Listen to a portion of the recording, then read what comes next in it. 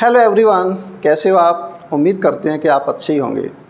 हाँ, हम main topic पर आते हैं। हमारा जो टॉपिक चल रहा था नंबर सिस्टम में हमने आपको टाइप ऑफ नंबर्स के अंतर्गत करा दिए थे। सह अभाज्य संख्या तक हमने कंप्लीट करा दिया है। इसके बाद आगे लेते हैं 8 नंबर लेते हैं। 8वें पर आती हैं पूर्ण संख्याएं।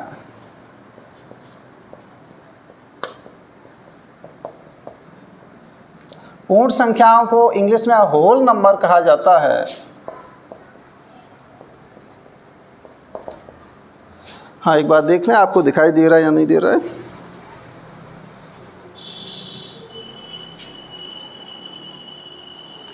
हाँ ठीक है, दिखाई दे रहा है। पूर्ण संख्याएं जो प्राकृत संख्या होती हैं, जब प्राकृत संख्याओं में 0 को शामिल कर दिया जाता है तब वे संख्या हैं पूर्ण संख्या कहलाती हैं। प्राकृत संख्याओं में 0 को शामिल कर दिया जाता है तो 0, 1, 2, 3, 4 ये सभी संख्याएं हैं, ये पूर्ण संख्या कहलाती हैं। इसके बाद 9 नंबर पर लेते हैं पूर्णांक संख्याएं।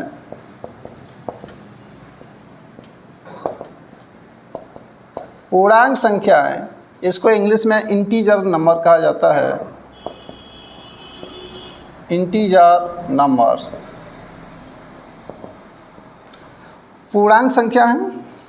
जब पूर्ण संख्याओं को धन तथा ऋण चिन्ह के साथ लिखा जाता है तब वे संख्याएं पूर्णांक संख्या कहलाती हैं। इन पूर्ण संख्याओं को धन तथा ऋण चिन्हों के साथ लिखा जाए -4, -3, -2, -1, 0, 1, 2, 3, 4 ये सभी संख्याएं हैं, ये पूर्णांक संख्या कहलाती हैं।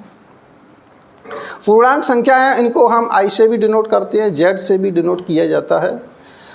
वो जो मैथमेटिक्स वाले हैं वो समझेंगे इस बात को। आपको केवल ये संख्या ध्यान रखनी है कि इनको हम क्या कहते हैं, पूर्णांक संख्या है। इसके बाद अब हम लेते हैं पूर्णांक संख्याओं में से धनात्मक पूर्णांक संख्याएं। धनात्मक पूर्णांक संख्याओं को कहा जाता है पॉजिटिव नंबर्स।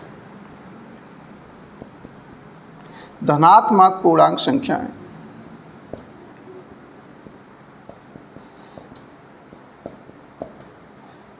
धनात्मक पूर्णांक संख्याएं पॉजिटिव इंटीजर नंबर्स। धनात्मक पूर्णांक संख्याएं यानी ये जो आपको पूर्णांक दिखाई दे रहे हैं, इंटीजर जितने भी दिखाई दे रहे हैं, इनमें से कैसी संख्या आपको लेनी है, पूर्णांक संख्या पॉजिटिव नंबर्स इसमें से आपको लेनी है। तो पॉजिटिव कौन कौन से होते हैं, 1 से स्टार्ट हो जाएंगे, 1, 2, 3, 4 ... ये संख्याएं कैसी हैं, धनात्मक पूर्णांक संख्याएं। इसका मतलब जो धनात्मक पूर्णांक संख्याएं होती है उनको नेचुरल नंबर भी कह सकते हैं। आप उनको क्या कह सकते हैं, नेचुरल नंबर। यहाँ पर जो 0 है, 0 का भ्रम आपको नहीं होना चाहिए। 0 न तो पॉजिटिव है न ही नेगेटिव, या पॉजिटिव तथा नेगेटिव संख्याओं के बीच का पॉइंट होता है जो सभी पूर्णांकों को प्लस तथा माइनस में विभाजित करता है। इसके बाद हम लेते हैं ऋणात्मक पूर्णांक संख्याएं। ऋणात्मक पूर्णांक संख्याएं,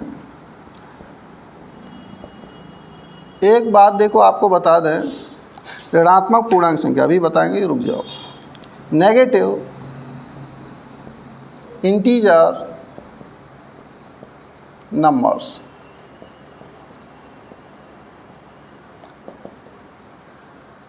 ऋणात्मक पूर्णांक संख्याएं, ये जो पूर्णांक आपको दिखाई दे रहे हैं इनमें से कैसी संख्या लेनी है, ऋणात्मक वाली। ऋणात्मक वाली कौन कौन सी हैं, -4 ... लगा हुआ है, -4, -3, -2, -1 ये सभी कैसे पूर्णांक हैं, ऋणात्मक पूर्णांक संख्या कहलाती है। इनको आप ऐसे भी लिख सकते हैं -1, -2, -3, -4। ये वाला लिखना ज़्यादा उचित माना जाता है। इसका रीज़न ये होता है कि पहले छोटी संख्या लिखी जाती है, बाद में बड़ी संख्या लिखी जाती है। जैसे आपका x अक्ष काम करता है, पहले छोटा वाला मान उसके बाद में बड़ा वाला मान, तो ये छोटा है, इससे बड़ा ये, इससे बड़ा ये। तो यहाँ पर -1 है, फिर -2 है, तो ये अनुचित माना जाता है। हालांकि ठीक है, लिख सकते हैं, लेकिन ये ज़्यादा सही माना जाता है। ये जो भाषा चल रही है, इस भाषा को ही आपको समझना है। देखो किसी भी सवाल को करने के दो पहलू होते हैं, एक इंटेलिजेंट है, दूसरा भी इंटेलिजेंट है, लेकिन सवाल को करने के अलग अलग दो तरीके होते हैं, दो पहलू होते हैं। एक है वो अच्छी तरीके से पढ़ता है, उसे टाइम देता है समझने के लिए, तो गलती के चांस उससे बहुत कम होते हैं। वही प्रक्रिया आपको अपनानी है। फर्स्ट ग्रेड में जो सवाल बनाए जाते हैं कन्फ्यूजन पैदा करने के लिए ही क्वेश्चन घुमाया जाता है। इसी टाइप के क्वेश्चन पूछे जाते हैं फर्स्ट ग्रेड में, जिससे बच्चे कन्फ्यूजित हो जाएं। जो कन्फ्यूज नहीं होता है वो अच्छी तरीके से आंसर देता है। देखो आपको बताएंगे, सवाल बताएंगे आपको किस तरीके से आरपीएससी सवाल करती है। आपको क्या सोचना है, आरपीएससी की सोच को पहचानना है। अगर आपने आरपीएससी की सोच को पहचान लिया तो ये समझ लो आपका सिलेक्शन पक्का है। तो देखते जाइए आप। हाँ, इसके बाद हम लेते हैं जो पूर्णांक संख्या है। पूर्णांक संख्या में से बनाई जा रही हैं, धनात्मक पूर्णांक संख्या है, ऋणात्मक पूर्णांक संख्या है। इसके बाद अब हम लेते हैं अशून्य पूर्णांक संख्याएं। इसके देखो नाम से स्पष्ट हो रहा है, नाम की व्याख्या करनी है आपको। तो अशून्य पूर्णांक संख्या है, अशून्य पूर्णांक संख्या। अशून्य को क्या कहेंगे इंग्लिश में? अशून्य, नॉन जीरो, इंटीजर नंबर्स। आपको केवल सोच बदलनी है। देखो इंटेलिजेंट, मेहनत वो भी कर रहे हैं, मेहनत आप भी कर रहे हैं, नॉलेज आपको ही है, नॉलेज दूसरे को ही, लेकिन कई वजह ऐसी होती है जिसके कारण सिलेक्शन रुक जाता है। आरपीएससी की जो सोच है, किस टाइप के क्वेश्चन बना रही है, उस सोच को आपको पहचानना है, वही सोच आपको डेवलपमेंट करनी है। यहाँ पर मैंने लिखा है अशून्य पूर्णांक संख्या। इसके नाम से स्पष्ट हो रहा है अशून्य, ऐसे पूर्णांक जो शून्य नहीं है। तो शून्य नहीं है तो जो जीरो होता है उसे निकाल के फेंक दो आप। जो बचेंगे वो कैसे बच जाएंगे? अशून्य पूर्णांक बचेंगे। -4, -3, -2, -1, 1, 2, 3, 4। ये जो पूर्णांक है यहाँ पर इंटीजर है, कैसे है? अशून्य पूर्णांक संख्या कहलाती है यहाँ पर। 13। अब हम लेते हैं यहाँ पर ऋणेतर पूर्णांक संख्या है। ऋणेतर पूर्णांक संख्या है। इसका देखो दूसरा नाम क्या है ऋणेतर पूर्णांक संख्याओं का? ऋणेतर पूर्णांक को कहा जाता है अऋणात्मक पूर्णांक संख्या। अऋणात्मक पूर्णांक संख्या। ये जो भाषा लिखी जा रही है यही भाषा आपको पहचाननी है, इसी में आपको एनालिसिस करना है अच्छी तरीके से। ये चीज़ आपको सोचनी है। ऋणेतर पूर्णांक संख्या है अऋणात्मक पूर्णांक संख्या। देखो कोई भी है, एग्ज़ाम है, एग्ज़ाम का एक लेवल बनाया जाता है। रीट एग्ज़ाम है, उसका लेवल डाउन होता है, उससे थोड़ा सा अच्छा सेकंड ग्रेड का लेवल होता है, और उससे भी ज़्यादा अच्छा लेवल होता है। अच्छी सोच के क्वेश्चन बनाए जाते हैं, वो फर्स्ट ग्रेड के एग्ज़ाम में बनाए जाते हैं। आप देखना कॉन्सेप्चुअल वाले क्वेश्चन ज़्यादा आते हैं, फैक्ट वाले कम आते हैं। फैक्ट वाले क्वेश्चन सेकंड ग्रेड में, थर्ड ग्रेड में आपको देखने को मिल जाएंगे, लेकिन ये कॉन्सेप्चुअल होते हैं यहाँ पर। तो ऋणेतर पूर्णांक संख्याएं, चलो इसको इंग्लिश में और लिख देते हैं। ऋणेतर, इसका मतलब आपको दिखाई दे रहा है जो ऋणात्मक नहीं है। ऋणात्मक नहीं है तो उसे हम बोलेंगे non negative integer numbers. Non negative integer numbers.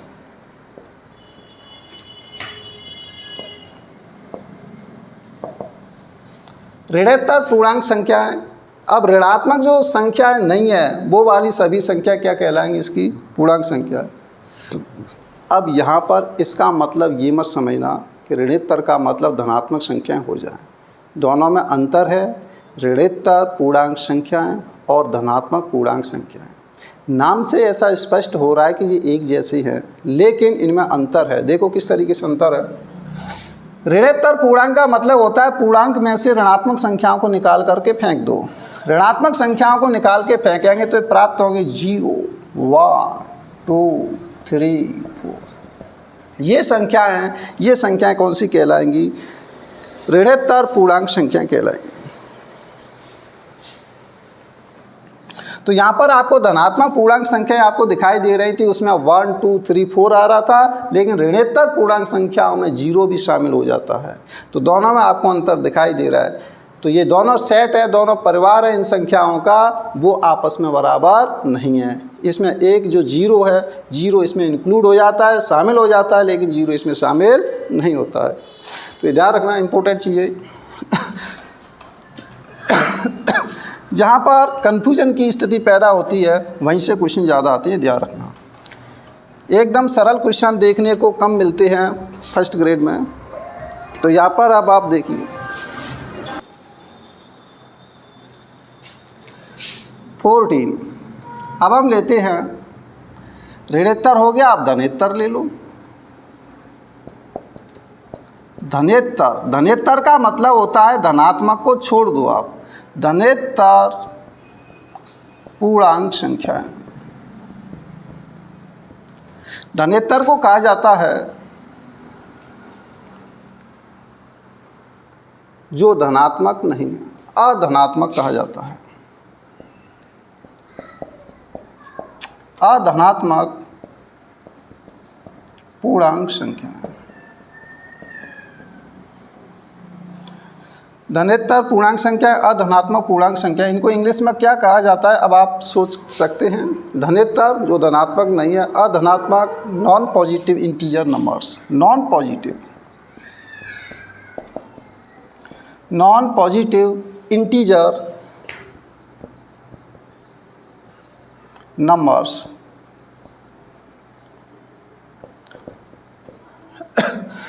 तो इसका मतलब धनेत्तर का मतलब धनात्मक संख्याओं को हटा दो, जितने भी पूर्णांक आपको दिखाई दे रहे हैं, इंटीजर दिखाई दे रहे हैं, उनमें से धनात्मक संख्याओं को निकाल करके फेंक दो आप।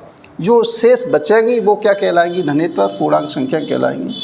तो धनेत्तर पूर्णांक संख्या कौन कौन सी आ जाएंगी, -4, -3, -2, -1 और 0 भी इसमें शामिल हो जाएगा। हमको केवल धनात्मक वाली संख्या हटानी। तो धनेत्तर का मतलब ऋणात्मक नहीं होता है, धनेत्तर का मतलब होता है ऋणात्मक संख्या प्लस 0। 0 एक ऐसी संख्या होती है जो न तो धनात्मक होती है और न ही ऋणात्मक होती है। नेक्स्ट आगे की ओर चलते हैं।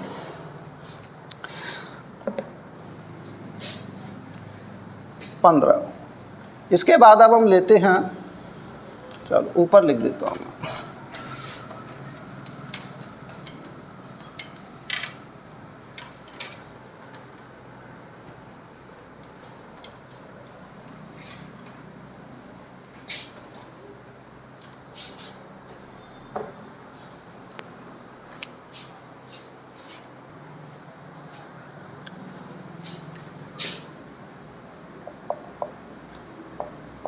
परिमेय संख्या है,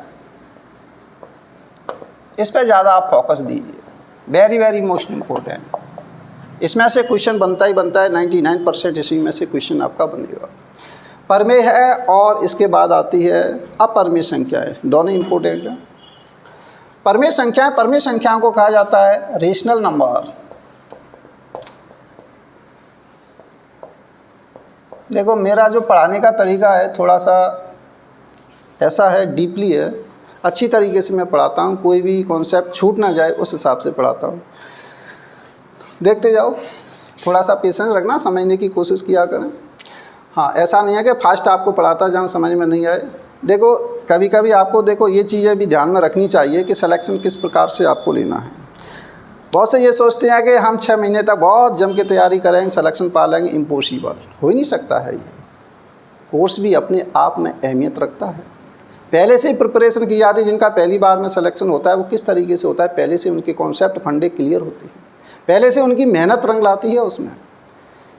क्योंकि जब टाइम होता है फ्री टाइम में एक एक टॉपिक को अच्छी तरीके से वो क्लियर कर लेते हैं, तब जाकर के पहली बार में उनका सिलेक्शन होता है। मेहनत हर चीज़ मांगती है, कोर्स है, कोर्स के लिए टाइम तो चाहिए। कितनी भी IQ वाला बच्चा हो, 6 महीने में, ओनली 6 मंथ में वो सिलेक्शन नहीं दे सकता है। तो ये है, तो ये भी क्या है, ये टॉपिक हैं, आप अच्छी तरीके से पढ़ते जाइए, टाइम आपको देना ही देना है। ऐसे नहीं है कि आपको जल्दी पढ़ते जाओ, ये तो सर बहुत स्लो पढ़ा रहे हैं, हमारा क्लियर नहीं हो पाएगा, सिलेबस कंप्लीट, अरे नहीं हो रहा है तो मत होने दो, कोई बात नहीं है। इस बार में नहीं, एक देखो अच्छी सोच वाली आपको बता दें, वो ये सोचता है कि मुझे पहली बार में ही सिलेक्शन करना है, एकदम जल्दी जल्दी पढ़ते जाए, तो ये सोच लो वो बहुत गलत कार्य कर रहा है। इस तरीके से सिलेक्शन नहीं होने वाला है। सिलेक्शन तभी होगा जब अच्छी तरीके से कॉन्सेप्ट फंडे सभी क्लियर होंगे। कम पढ़ो लेकिन पढ़ो आप अच्छा। कहीं से भी क्वेश्चन बन जाए, किसी भी टाइप का क्वेश्चन बन जाए, आपसे बचना नहीं चाहिए, ये ध्यान रखना। अगर आप जल्दी जल्दी पढ़ेंगे तो पहली तो बात, आप उस पूरे सिलेबस को संभाल नहीं पाएंगे, बिखर जाएगा। कन्फ्यूजन की स्थिति इतनी पैदा हो जाएगी कि आपसे गलत क्वेश्चन, सही क्वेश्चन भी गलत होने लगेंगे। आपको ऐसा लगता है बिल्कुल सरल क्वेश्चन है, सरल क्वेश्चन भी क्या हो जाएगा, गलत हो जाएगा। कब होगा? जब आप जल्दी जल्दी पढ़ेंगे, आपका रिवीजन भी नहीं रहेगा, कॉन्सेप्ट क्लियर, फंडे पीछे वाले आप उनको भूलते जाएंगे। तो इसलिए जल्दबाजी तो आपको करनी नहीं है, पेशेंस रखिए, धैर्य रखिए, धीरे धीरे एक एक टॉपिक आपका क्लियर होता जाएगा। तो देखते जाइए आप। परमेय संख्या है रेशनल नंबर्स। परमेय संख्या किसे कहते हैं? वे संख्याएं जिन्हें P/Q की फॉर्म में लिखा जा सकता है, वे संख्याएं, हाँ यहाँ पर लिखना चाहो लिख सकते हैं, वे संख्याएं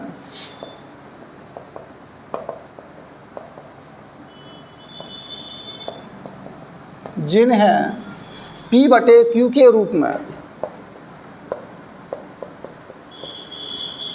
P/Q के रूप में लिखा जा सके, उन्हें परमेय संख्या कहते हैं। संख्याएं कहते हैं। जैसे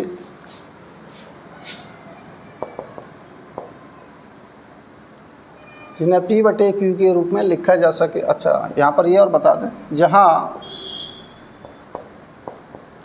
हाँ इम्पोर्टेंट चीज़ देखिए आप, P/Q का रूप होता है अनुपात वाली संख्या, इनको कहते हैं। इम्पोर्टेंट बात, परमेय संख्याओं को अनुपात वाली संख्याएं भी कहा जाता है, फैक्ट। दूसरी बात, यहाँ पर जो बटा होता है, बटे में जीरो नहीं होना चाहिए। जहाँ Q is not equal to zero, Q बराबर नहीं है जीरो के, या ऐसे लिख सकते हैं जहाँ Q क्या है, अशून्य पूर्णांक है, ऐसे भी कह सकते हैं। तथा हिंदी में लिख सकते हैं जहाँ Q एक क्या है, अशून्य पूर्णांक, तथा P/Q पूर्णांक संख्या है। P/Q पूर्णांक हैं और Q का मान जीरो नहीं होना चाहिए, ये शर्तें होती हैं, तब P/Q वाली रूप की संख्या होती है, उनको आप परमेय संख्या कहती है। जैसे मैथमेटिक्स वालों को तो पता होता है इन चीज़ों को, फिर कोई दिक्कत नहीं। इनके में क्या लिख सकते हैं, P/Q is element of Z लिखते थे, मैथमेटिकल भाषा के रूप में लिखा जाता है, मैंने यहाँ पर हिंदी में लिख दिया है। जैसे 2 है, 3 है, 4 है, ये सभी संख्या कैसी हैं, ये परमेय संख्या होती हैं। 0, 1, 2, 3, ये सभी संख्याएँ कैसी हैं, परमेय संख्या होती हैं। -1 आ जाए, -2 आ जाए, -3 आ जाए, ये सभी संख्याएँ कैसी होती हैं, ये परमेय संख्या हो जाती हैं। जैसे 4 है, 4 परमेय संख्या कैसे है, इसमें से 4 ले लिया, आपसे हम कह रहे हैं कि 4 परमेय संख्या है, रेशनल नंबर है, तो 4 को बटे के रूप में आसानी से आप लिख सकते हैं। इसके बटे में क्या लगा दो, 1 लगा दो, तो यहाँ पर 4 है वो बटे के रूप में लिख गई। जो बटे के रूप में लिख जाती है उन संख्याओं को हम क्या कहते हैं, परमेय संख्या कहती हैं। कोई भी संख्या है उसे बटे के रूप में लिख दें, रेशो के रूप में लिख दें, अनुपात के रूप में लिख दें, तो अनुपात वाली संख्या कैसी होती है, परमेय संख्या। और देखिए, अगर आपसे ये कहा जाए 10/3 है, तो 10/3 कैसी संख्या है, ये भी परमेय संख्या है। आप इसमें भाग लगाइए, ये बटा तो आपको दिखाई दे रहा है, रेशो है इसलिए परमेय संख्या है। अगर आप इसमें भाग लगाएं तो 3.333, इस तरीके से ये प्राप्त होगा। इसका मतलब ये जो दशमलव प्रसार है, परमेय संख्याओं का दशमलव प्रसार, इम्पोर्टेंट बात ध्यान से सुनिए इसे, परमेय संख्या है, इसका दशमलव प्रसार अगर हम कर रहे हैं तो ये कैसा प्राप्त हो रहा है, अनावर्ती, आवर्ती है, सॉरी, यहाँ पर कैसा प्राप्त हो रहा है, आवर्ती। और कैसा है, अशांत है, ये शांत नहीं हो रहा है, तो इसको आप ऐसे लिख सकते हैं 3.3 का बार, तो इसमें शांत नहीं होता है ये। शांत हो भी सकता है और नहीं भी। तो इसमें तो शांत नहीं हो रहा है, ये कैसा है, अशांत है। और देखिए यहाँ पर 5/2 है, 2 का आप इसमें भाग लगाएंगे, ये संख्या कैसी कहलाएगी, परमेय संख्या। भाग लगाते हैं तो 2 पॉइंट कितना आ जाएगा, 5 आ जाएगा, 2.5 आ गया, 2 दूनी 4, 2 पंजे 10। तो इसे ये जो संख्या है ये कैसी है, शांत है, ये वाली कैसी है, अशांत है। तो शांत और अशांत, अशांत में भी कौन सी है, ये रिपीटिंग वाली संख्या है। दशमलव के बाद आने वाली संख्या कैसी हैं, रिपीट हो रहा है यहाँ पर, आवर्ती। जो रिपीट होता है उसे हम बोलते हैं आवर्ती। तो इसका जो दशमलव प्रसार होता है अशांत आवर्ती होता है।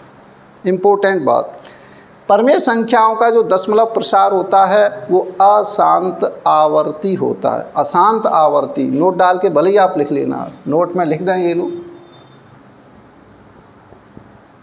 नोट। परमेय संख्याओं का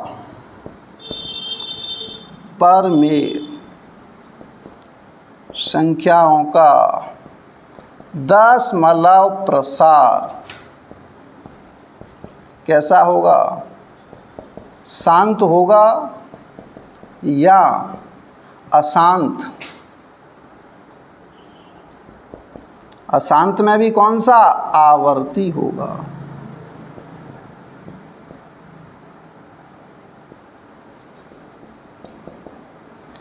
तो इसका मतलब देखो, कहने का मतलब ये हो गया, जो परमेय संख्या होती है उनका दशमलव प्रसार शांत भी हो सकता है और अशांत भी हो सकता है। और अशांत में कौन सा होगा, आवर्ती वाला, ये होगा। अच्छा, एक इम्पोर्टेंट बात और बताएं आपको, देखो मैंने कई बार बताया है, जो पर्यायवाची शब्द होते हैं वहाँ से आरपीएससी क्वेश्चन ज़्यादा उठाती है। अब इसका तो एक पर्यायवाची शब्द होता है अशांत का, दूसरा नाम है अनवसानी। क्या बोलते हैं, अनवसानी।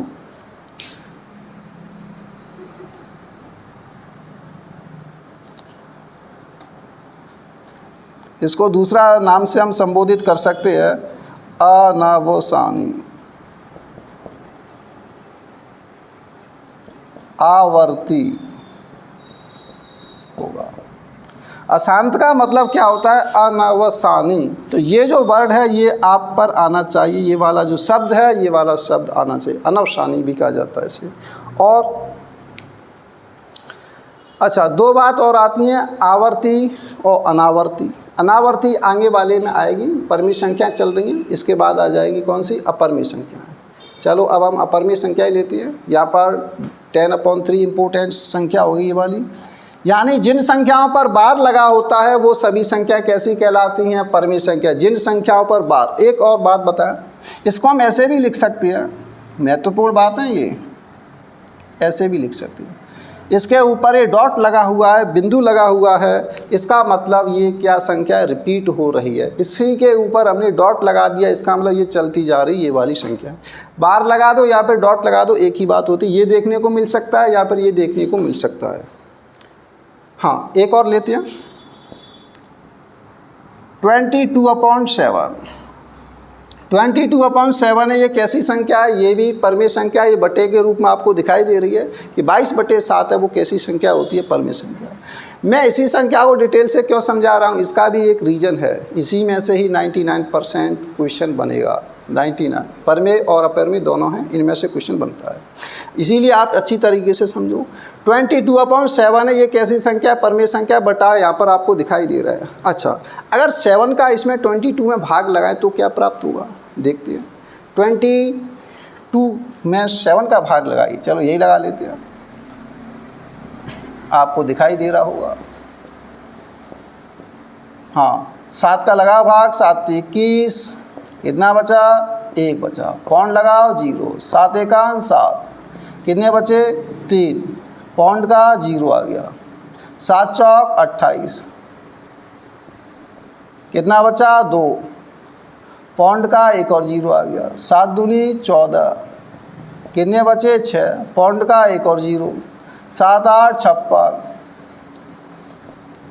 कितने बचे 4, पौंड का 1 और 0 आ गया, 7 5 35, कितने बचे 5, पौंड का 1 और 0, 7 7 49, कितना बचा 1। अब पौंड का 1 और 0 आएगा तो ये 10 हो जाएगा, फिर ये रिपीट चलेगा ये वाली। तो इसका मतलब इसके बाद में फिर क्या आएगा, 1 आएगा, 4 आएगा, 2, 8, 5, 7, इस तरीके से ये प्राप्त होगा इसका दशमलव। आपको दिखाई दे रहा है, एक बार चेक कर लें। हाँ बिल्कुल आपको दिखाई दे रहा है। तो इसका मतलब ये इस तरीके से संख्याएं प्राप्त होगी, कभी भी इसका शेष फल है वो 0 प्राप्त नहीं होगा। और यहाँ पर ये जो आगे की जो संख्या प्राप्त होगी 1, 4, 2, 8, 5, इसका मतलब ये हुआ कि 22 में 7 का आप भाग लगाएंगे, डिवाइड करेंगे तो प्राप्त होगा 3.14, 28, 57, फिर आएगा ये। तो इसका मतलब इसका रिपीट होता है इस वाली संख्या का। तो 22 में आप 7 का भाग लगाते हैं तो ये प्राप्त होता है, जिस पर बार लगाया जा सकता है। दशमलव प्रसार होता है वो कैसा होता है, अशांत और आवर्ती होता है 22/7 का।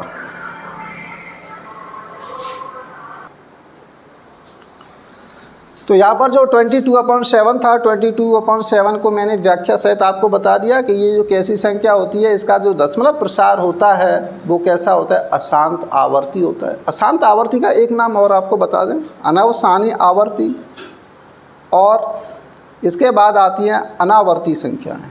तो अनावर्ती है उसका उल्टा कर दो तो आप ऐसे भी लिख सकते हैं ऑब्लिक करके, गैर अनावर्ती, गैर अनावर्ती ये भी कहते हैं।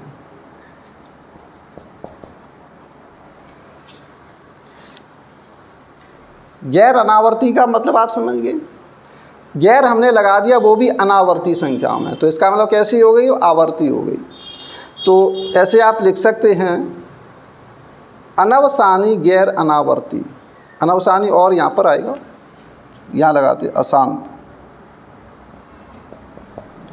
अशांत गैर अनावर्ती होता है। यहाँ पर अशांत की जगह अनावर्ती अनवसानी भी आप प्रयुक्त कर सकते हैं, अनवसानी गैर अनावर्ती होगा। ये जो शब्द है वेरी वेरी मोस्ट इम्पोर्टेंट है, इन्हीं पर क्वेश्चन आपको देखने को मिल सकता है। हाँ नेक्स्ट,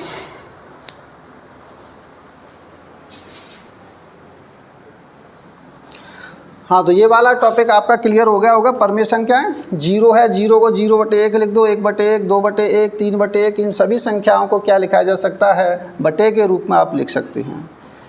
इसके बाद आप परमेय संख्याएं लेते हैं। अब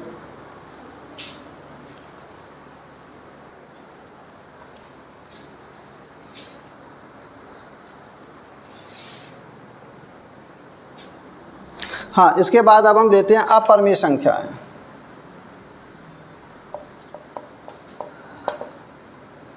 अपरमेय संख्याएं, देखो सीक्वेंस आप देख लेना कौन सा नंबर चल रहा है, मुझे ध्यान नहीं है। अपरमेय संख्याएं, अपरमेय संख्याओं को कहा जाता है इर्रेशनल नंबर कहा जाता है।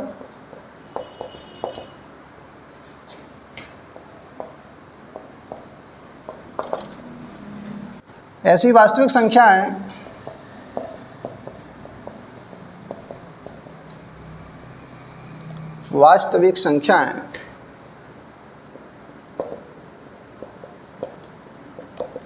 जिन्हें P/Q के रूप में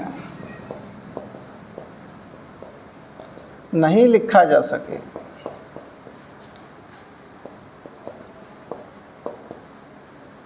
उन्हें अपरमेय संख्या कहते हैं। उन्हें अपरमेय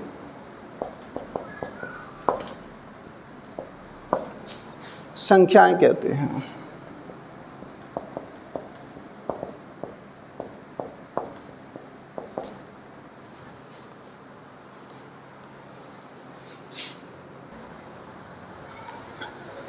हाँ इन्हें टी या Q की पावर C से प्रदर्शित किया जाता है, T से या फिर Q की पावर C से प्रदर्शित करते हैं। जैसे √2, √3, √4 नहीं आएगा, 4 को क्या है बाहर निकाला जा सकता है, 4 का वर्गमूल होता है 2, उसे बाहर निकाला जा सकता है। तो √, क्या आएगा 5, √6 आएगा, √7 आएगा, फिर √8 आएगा, √9 नहीं आएगा। क्या आएगा √10। ये सभी संख्याएं कैसी संख्या कहलाएंगी? अपरिमेय संख्या, क्योंकि इनकी जब आप वैल्यू निकालेंगे तो वैल्यू कैसी प्राप्त होगी? अशांत अनावर्ती वैल्यू प्राप्त होती है। जैसे √2 की बात करें, √2 की वैल्यू आती है 1.4142। इस तरीके से यहाँ पर ये जो संख्या दिखाई दे रही है दशमलव के बाद वाली, ये रिपीट नहीं हो रही है। इसमें कैसी है? अशांत है, वो भी अनावर्ती, आवर्त नहीं हो रहा है, उस बार बार नहीं आ रही है, अनावर्ती है। तो इसका मतलब जो बार बार रिपीट होता है, बार बार वही पोजीशन प्राप्त होती है, बार बार वही स्थिति प्राप्त होती है, उस गति को आवर्ती गति कहती है। जैसे आपसे कहा जाए सूर्य के चारों पृथ्वी की गति कैसी हो जाएगी? आवर्ती गति हो जाती है। पंखे की गति भी कैसी है? आवर्ती, बार बार वही पोजीशन दोहराई जाती है, आवर्ती, बार बार आती है। तो यहाँ पर क्या है? बार बार नहीं आ रही है, तो इसे अनावर्ती कहा जाता है। तो इसका मतलब जो अपरिमेय संख्या होती है, अपरिमेय संख्याओं का दशमलव प्रसार कैसा होता है? अशांत, अशांत है, और वो भी कैसा है? अनावर्ती होता है। अशांत अनावर्ती दशमलव प्रसार वाली संख्याओं को क्या कहते हैं? अपरिमेय संख्या कहा जाता है। अच्छा, √3 की बात करते हैं। √3 की वैल्यू आती है 1.732। ये इस तरीके से चलती जाती है, इसमें भी क्या है? रिपीटेशन लागू नहीं होता है। इसी प्रकार इनकी भी वैल्यू आप निकाल सकते हैं। ये जो दो वैल्यू हैं इनको आप लर्न कर लेना। √2 की वैल्यू अप्रॉक्सीमेटली क्या प्राप्त होगी? 1.414 प्राप्त होती है, अप्रॉक्सीमेटली बोलती है, लगभग। √3 की लगभग वैल्यू क्या प्राप्त होगी? 1.732। अच्छा, एक इम्पोर्टेंट बात बताएं इसमें, पाई। पाई क्या होता है? पाई होता है परिधि जो होती है सर्कल की, परिधि में व्यास का भाग लगा देते हैं, उसी को हम क्या कहते हैं? पाई कहा जाता है। प्रत्येक परिधि में हमने व्यास का भाग लगाया है, लगा करके देखना तो इसकी जो वैल्यू प्राप्त होती है, क्या प्राप्त होती है वो देखो, 3.141596 ... ये वैल्यू प्राप्त होती है पाई की। इसके आगे और भी वैल्यू प्राप्त होती जाती है। ये जो फिक्स मान प्राप्त होता है, कैसा भी सर्कल बना लो, ये छोटा सर्कल बनाओ, बड़ा सर्कल बना के देखो, तो ये परिधि की वैल्यू को पहले काउंट किया गया है, उसमें इस व्यास का भाग लगाया गया है, डायमीटर का भाग लगाया, तो परिधि बटे व्यास को क्या कहा जाता है? ये पाई कहा जाता है। परिधि बटे व्यास को इसकी जो वैल्यू आती है ये प्राप्त होती है। तो यहाँ पर जो पाई की वैल्यू प्राप्त हो रही है, इसका दशमलव प्रसार देखा गया है कि इसके दशमलव प्रसार में जो संख्या प्राप्त हो रही हैं वो कैसी हैं? अनावर्ती संख्या हैं। तो दशमलव प्रसार अनावर्ती हो जाता है, तो ऐसी संख्या को क्या कहते हैं? अपरिमेय संख्या कहते हैं। इसी प्रकार ई होता है। ई यहाँ पर नेपियर अचरांक कहलाता है। कभी कभी पूछ लिया जाता है कि निम्न में से कौन सी अपरिमेय संख्या है, इसलिए ये दोनों इंपॉर्टेंट हैं, पाई और ई। मैथमेटिक्स वालों ने पढ़ा होगा e की पावर x। e की पावर x का प्रसार होता है 1 + 1/फैक्टोरियल, ये लोग बता ही दें, x की जगह हम 1 पुट कर देंगे, 1 + x + x² 2 + x की पावर 3/फैक्टोरियल 3। ये होता है e की पावर x का प्रसार। यहाँ पर x के स्थान पर 1 पुट कर दें तो e की पावर 1 की वैल्यू क्या प्राप्त हो जाएगी? 1 + 1/फैक्टोरियल 1 आप लगा सकते हैं यहाँ पर, तो 1 + 1 + 1/फैक्टोरियल 2, 1 का स्क्वायर कर रहे हैं तो क्या आएगा? 1 ही आएगा, ऊपर सब में 1 आएगा। तो यहाँ पर आप फैक्टोरियल 1 लगा सकते हैं, 1/फैक्टोरियल 3, 1/फैक्टोरियल 4, इस तरीके से ये संख्या चलती जाएगी। इन सभी को आप जोड़ेंगे तो क्या प्राप्त होता है? 2.7182। ये अशांत है, अनावर्ती संख्या ये संख्या में प्राप्त होगी। ये मैथमेटिक्स वाले इसे जानते होंगे, e की पावर x का प्रसार है। हाँ, तो पाई और ई की जो वैल्यू होती है, केवल आप ये वाली लर्न कर लेना।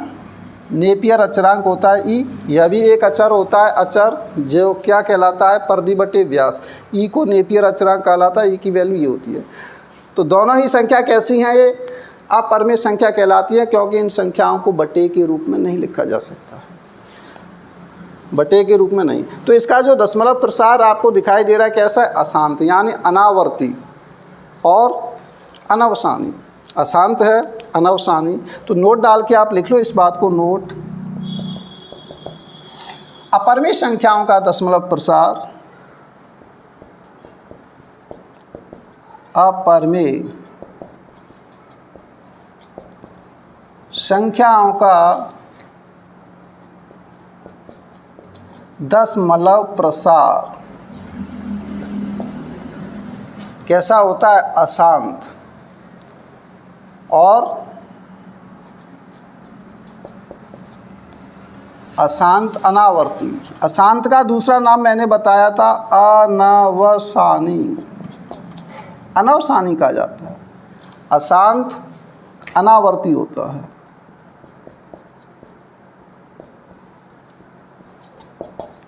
अशांत अनावर्ती होता है। हाँ, नोट कर लेना। हाँ, एक चीज़ आपको और बतानी है मुझे।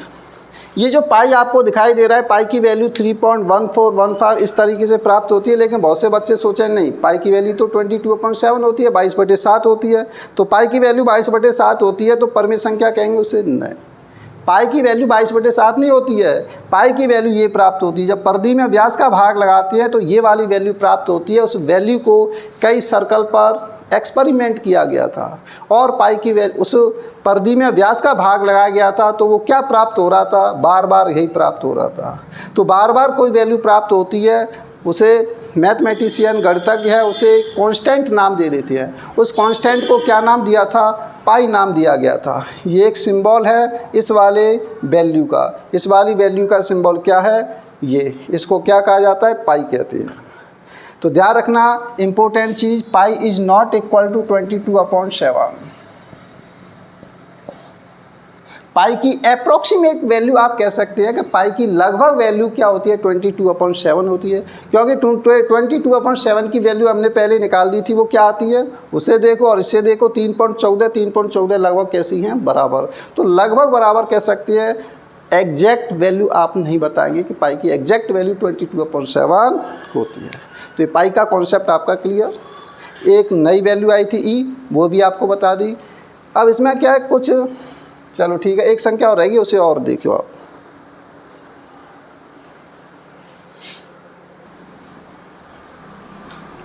हाँ, अब हम लेते हैं वास्तविक संख्याएं। हाँ, अब ये मत कहना सर कौन सा नंबर चल रहा है, आप सीक्वेंस में भूल गए, ये हो गया। ये अनावश्यक की चीज़ें होती है, छोटी छोटी चीज़ें होती है, अनावश्यक है, ये चीज़ ध्यान नहीं रहती। तो ध्यान से समझो, बोर्ड पे हम काम कर रहे हैं तो भूल ही जाते हैं सीक्वेंस। वास्तविक संख्याओं को कहते हैं रियल नंबर।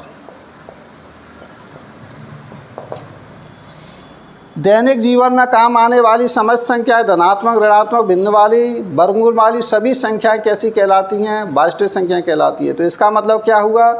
परिमेय तथा अपरिमेय संख्याओं को सम्मिलित रूप से क्या कहते हैं? वास्तविक संख्या कहते हैं। दैनिक जीवन में काम आने वाली सभी संख्याओं को वास्तविक संख्या कहते हैं। तो परिमेय व अपरिमेय संख्याओं को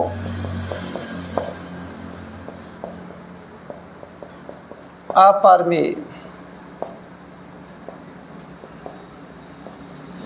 संख्याओं को सम्मिलित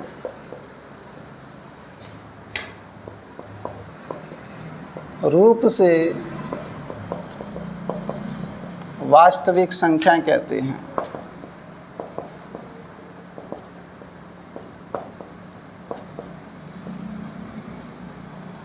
इसे कैपिटल आर से हम डिनोट करते हैं। तो आर बराबर होता है परिमेय प्लस अपरिमेय।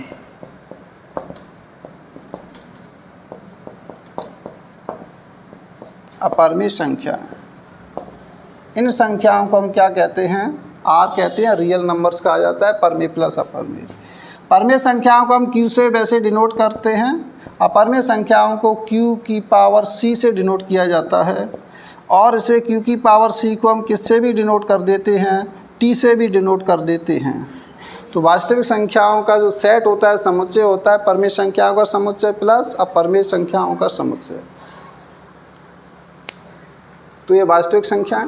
इसकी दूसरी डेफिनेशन ये भी लिखी जा सकती है, दैनिक जीवन में काम आने वाली समस्त संख्याएं, धनात्मक, ऋणात्मक, भिन्न वाली, दशमलव, सभी संख्याएं कैसी कहलाती हैं? आपकी वास्तविक संख्या, जो दैनिक जीवन में क्या आती हैं? काम आती हैं। इसके बाद नेक्स्ट लेते हैं,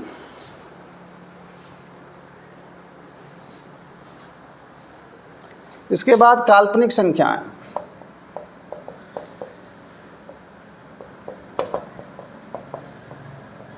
काल्पनिक संख्याएं, इन्हें दूसरे नाम से भी संबोधित किया जाता है अवास्तविक संख्याएं।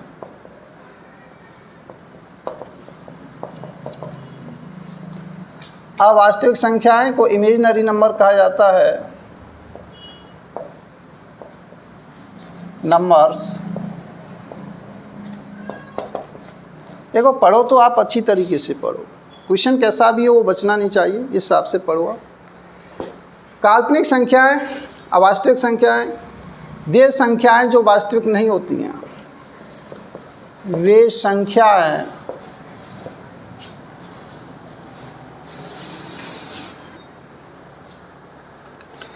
संख्याएं जो कौसी नहीं होती हैं, वास्तविक नहीं होती हैं, वे संख्याएं जो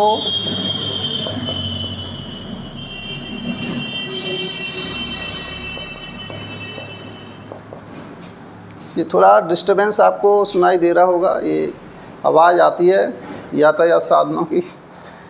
वे संख्याएं जो वास्तविक नहीं होती हैं अवास्तविक संख्याएं कहलाती हैं।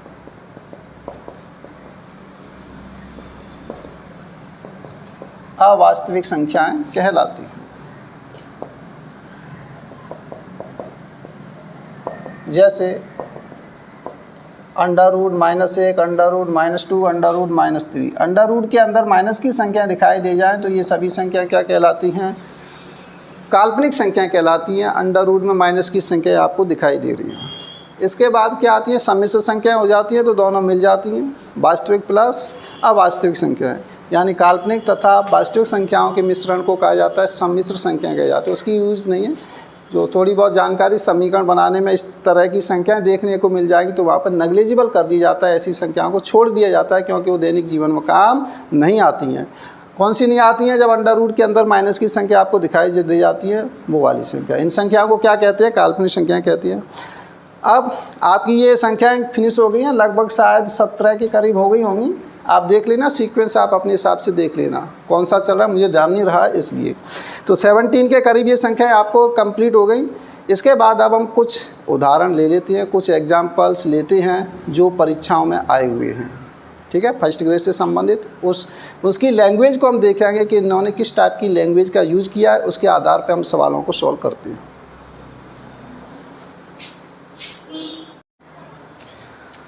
हाँ, यहाँ पर जो क्वेश्चन दिए गए हैं आप इनको देखिए और करने की कोशिश कीजिए। देखते हैं आरपीएससी की लैंग्वेज क्या है। पहला क्वेश्चन है, गैर शांत और गैर पुनरावृत्त वाले दशमलवों को वर्गीकृत किया जा सकता है। गैर शांत व गैर पुनरावृत्त। गैर शांत का मतलब क्या हो गया? अशांत। व गैर पुनरावृत्त का मतलब हो गया गैर पुनरावृत्त, यानी आवर्त नहीं है, अनावर्ती है। तो इसका मतलब अशांत अनावर्ती। अशांत अनावर्ती वाले दशमलवों को क्या कहा जाता है? बताइए। अपरिमेय संख्या है, प्राकृत संख्या है, परिमेय संख्या है, ये दोनों तो हो नहीं सकती। इनमें से देखिए आप, अशांत होती हैं और अनावर्ती आवर्ती नहीं होती हैं, वो किस में आ जाएंगी? अपरिमेय संख्या में आ जाएंगी। तो इसका मतलब ऑप्शन ए इज करेक्ट। ठीक है, दूसरा क्वेश्चन पढ़िए। ये क्वेश्चन कहाँ आया? फर्स्ट ग्रेड 2022 आरपीएससी में आया है। दूसरा क्वेश्चन है, परिमेय संख्या का दशमलव निरूपण नहीं हो सकता है। ये फर्स्ट ग्रेड 2020 में आया है आरपीएससी में। परिमेय संख्या का दशमलव निरूपण नहीं हो सकता। परिमेय संख्या होती हैं अनुपात वाली संख्या, उनका वो शांत भी हो सकती हैं और अशांत भी हो सकती हैं। तो शांत भी हो सकती हैं और अनवसानी का मतलब अशांत भी हो सकती हैं। दशमलव निरूपण नहीं हो सकता है, कौन सी नहीं हो सकती है? ये हो सकती है, ये हो सकती है। अशांत लेकिन आवर्ती, ये भी हो सकती है। आवर्त होता है बार बार, किसमें? परिमेय संख्या में। डी ऑप्शन दे रहा है अनवसानी, यानी अशांत और अनावर्ती। अशांत और अनावर्ती किस में आती है? अपरिमेय संख्या में आती है। इसका मतलब ये वाला नहीं हो सकता है। Option D is correct. तीसरे क्वेश्चन को देखते हैं। एक अनुपात रहित संख्या का दशमलव स्वरूप हमेशा कैसा होगा? एक अनुपात रहित यानी अनुपात में नहीं लिखा जा सकता है उसे, जिसे अनुपात में नहीं लिख सकते वो अपरिमेय संख्या आपकी कहलाती है। अपरिमेय संख्या है उसे अनुपात में नहीं लिख सकते हैं, तो एक अनुपात रहित यानी अपरिमेय संख्या। एक अनुपात रहित संख्या का दशमलव स्वरूप कैसा होता है? अपरिमेय संख्या का दशमलव स्वरूप। अब आप दिमाग में लाइए कि अपरिमेय संख्या का दशमलव स्वरूप कैसा होता है। अशांत होता है और अनावर्ती होता है, ठीक है। तो इसमें तो ये शब्द दिए नहीं है, शब्द का खेल है। देखो अब अंत युक्त होता है, अंत होता है क्या? अंत नहीं होता है, चलती जाती हैं, तो ये गलत। अंत रहित, अंत रहित सही कह रहा है, ठीक है। अंत रहित यानी अनंत की ओर चलता है, ठीक है। वह पुनरावृत्ति रहित होता है, पुनरावृत्ति नहीं होती है उसमें, ये सही है। अंत रहित व पुनरावृत्ति रहित होता है। इसे और देख लेते हैं। वैसे तो ये वाला सही है, अंत रहित पुनरावृत्ति युक्त, ये तो पुनरावृत्ति युक्त कह रहा है। अंत रहित पुनरावृत्ति युक्त, इसका मतलब कैसी हो जाएगी? परिमेय संख्या बन जाएगी फिर तो। अंत युक्त व पुनरावृत्ति रहित होता है। अंत युक्त कह रहा है, अब वो अंत युक्त यानी एंड हो गया उसका, पुनरावृत्ति ये वाला नहीं है। ऑप्शन बीज कैसा है? करेक्ट ऑप्शन है। तो इस प्रकार ये जो वर्ड है, इन वाले वर्डों को ध्यान से आपको पढ़ना है, कुछ नहीं करना है। ये जो आरपीएससी है इस टाइप से ही बनाती है वर्ड, जिससे कन्फ्यूजन की स्थिति पैदा वास्तविक रूप से हो जाए, वो यही चाहती है। तो आपको बस इसी से बचाव करना है। ये जो वर्ड यूज़ कर रहा है अच्छी तरीके से पढ़ना है, बिल्कुल आपके कॉन्सेप्ट क्लियर हो जाएगा। तो आप इसी तरीके से पढ़ते रहिए। एक इसकी हम पीडीएफ बना देंगे। हाँ, अब आपको कुछ नया काम देती है जो आपको लर्न करना है, वो देखिए। स्क्वायर और आपको देती है क्यूब, वर्ग और क्यूब आपको लर्न करनी है, घन आपको लर्न करनी है, वो हम यहाँ पर लिख देती है। देखिए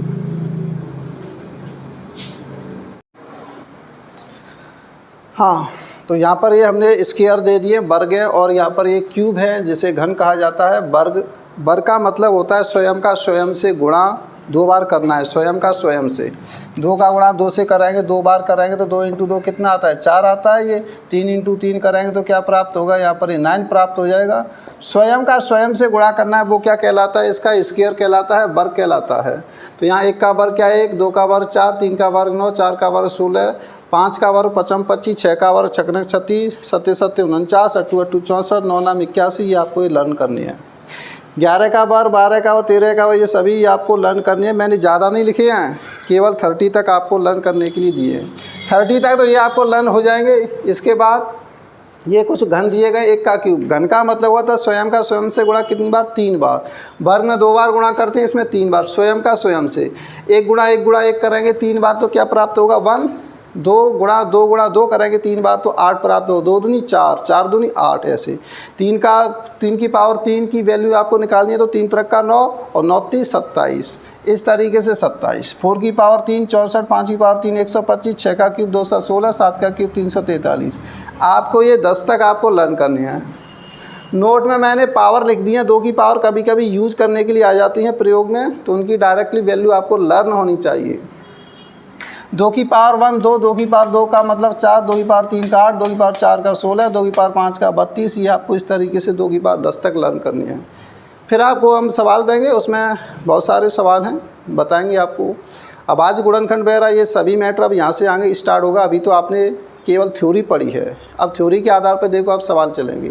अभी गुणनखंड की थ्योरी रहेगी अभी, तो आप पढ़ते जाइए, नोट्स आप अच्छी तरीके से बनाइए, आपसे सवाल छूटेगा नहीं, ये मेरी गारंटी है। बहुत अच्छी तरीके से हम पढ़ा रहे हैं, आप विश्वास करो, आपसे सवाल नहीं छूटेगा। तो इसी तरीके से आप पढ़ते रहिए और देखो व्यूअर ज़रूर बढ़ाइए। व्यूअर अगर आप बढ़ाएंगे तो उससे क्या मुझे मोटिवेशन मिलेगा। तो आप अच्छी तरीके से पढ़ते जाइए। हमें सोच डेवलपमेंट करनी है, कुछ नहीं, मेहनत कम करनी है, सोच बढ़ानी है। किस तरीके से आरपीएससी क्वेश्चन बना रही है उस सोच को आपको समझना है, अपने आप ये एग्ज़ाम क्वालिफाई हो जाएगा। मेहनत प्लस आपको सोच डेवलपमेंट करनी है। तो इसी प्रकार पढ़ते रहिए। Thank you for watching.